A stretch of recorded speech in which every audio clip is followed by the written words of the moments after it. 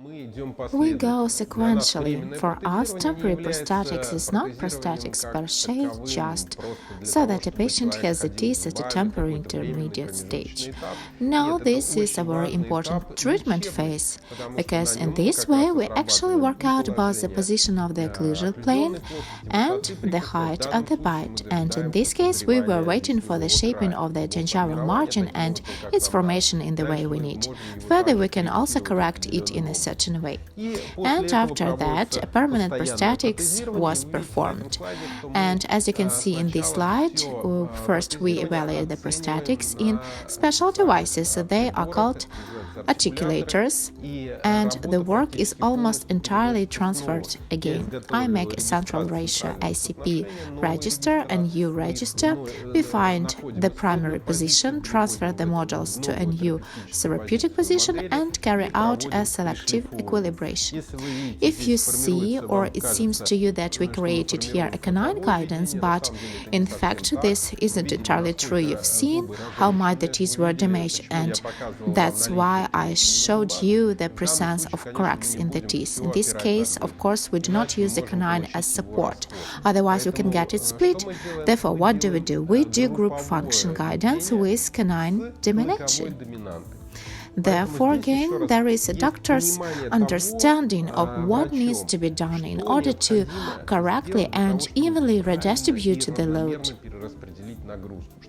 so that during lateral movements this load would not be concentrated at only one tooth. Again, you can transfer it for greater intensity if you make the slope of these tooths more curved, or vice versa, flatten.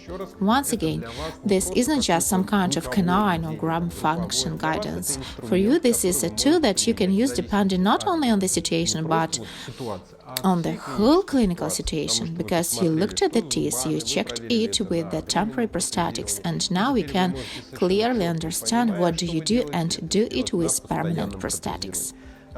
Please note that in certain areas I added some wax. For what? Because a technician, despite the fact that he has everything on the models, he can do everything, he sees everything, the technician unfortunately doesn't always form the fully occlusion that we want to, and in this case, the formation of protrusion control is very important for me. Since I do not have ovens at my clinic and the desire to bake something, I mark out what I need to supplement on the models with wax, take the necessary photos or notes, and transfer it back to the technical laboratory with purpose to correct this or that. I can grind something, what's called, if the technician left me some meat, the thickness of the ceramics. So there I finished up by myself. But to supplement that is a whole procedure. You see that the patient has not come yet to the office, but we have already started working with his occlusion, started doing some kind of fitting, we sent it back for revision, and we can move on. So you can see that our work is already in the patient's oral cavity.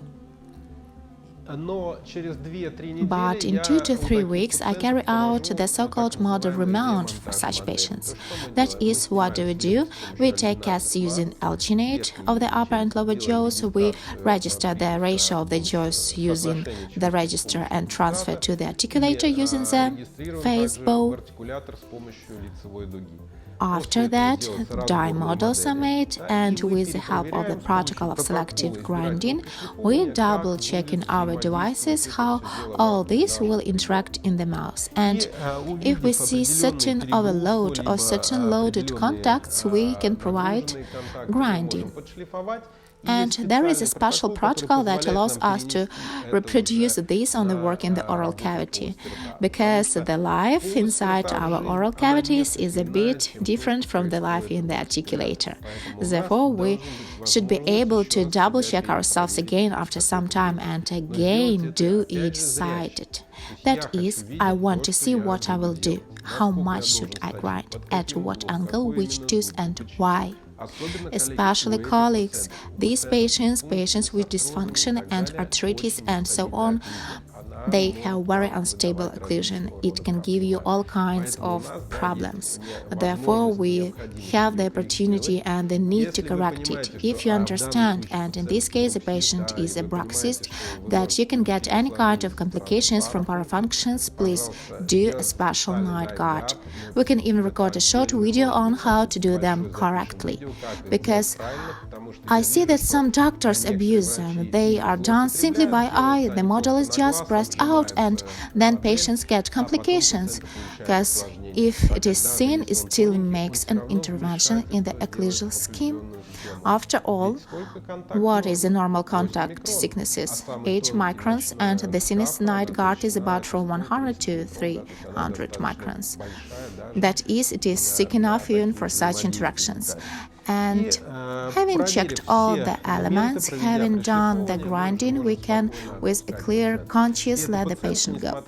But we didn't make a night guard for this patient, despite the fact that she is a bruxist. Everything is fine with her.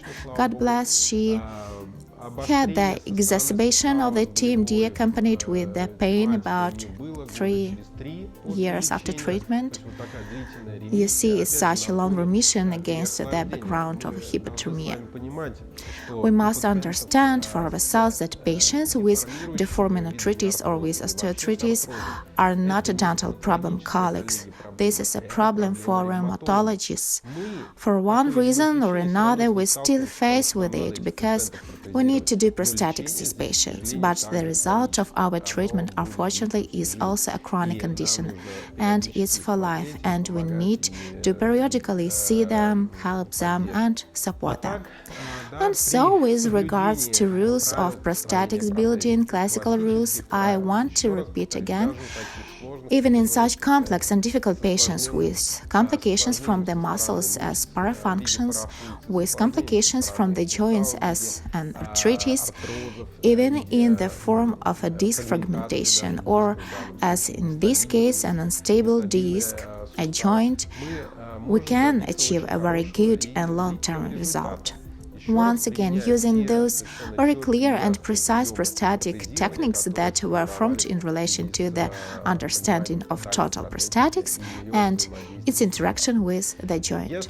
If you have any questions, colleagues, this case is very complex, and perhaps within 10-15 minutes of this video, it's impossible to quickly tell you everything, so we'll be happy if you ask.